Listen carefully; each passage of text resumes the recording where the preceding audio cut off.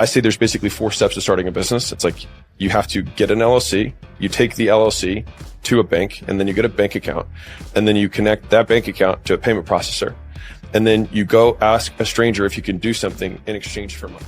I had this mentor really early on in my career who said, never do what you love because then it becomes work.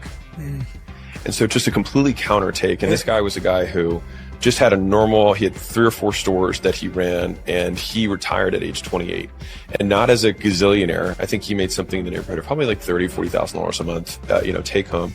And for 20 years, he did nothing besides collect his money once a month, and then he played golf 5 days a week, and he got to hang out and basically be there for the entirety of his kids, and he loved that. And that was that he accomplished. He used to tell me, he's like, I slayed the dragon of life. And so what's interesting is that now that his girls are out of the house, he now is going back, and he's back into work. He's like, well, what am I going to do now, right? I wholeheartedly agree with the not following your passion piece. The practical translation might be, or at least my third myth that I would probably tack onto this as we're building these, is overbelief in idea and underbelief in execution. Oh yeah, so true. And so there's 2 elements to this. So one is that I think many people who are intimidated to start believe that they have to start the next Facebook, and the Zuckerbergs and the Bezos of the world are so incredibly rare. The vast majority of people who got into business have many failed businesses that led them to fail into success, right? And so one is that the idea has to be this big, amazing thing, and the second is that that the idea itself is the success, right? Because they'll share with as many people as they can, and they almost scratch the itch of starting when you haven't done anything.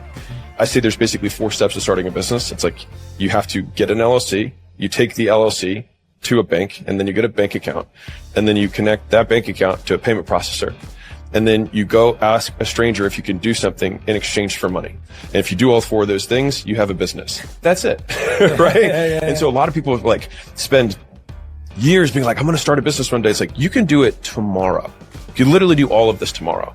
And then it's like, okay, well then how do I get the person to exchange money? It's like, well, you reach out to the people you know, right? You open your phone, you look at the 400 contacts you have there, you open up your Facebook profile, you have 300 friends, you look at those friends, and then you just say, hey, you send a personal video, you send a personal text and say, hey, I am starting this thing. This is what we're doing. This is what I'm solving. Do you know anybody? That's it. And so it's not even like you're asking your friends to buy something from you. What's interesting though is that 90% of the time the person who responds is, oh, you could do that for me if you want.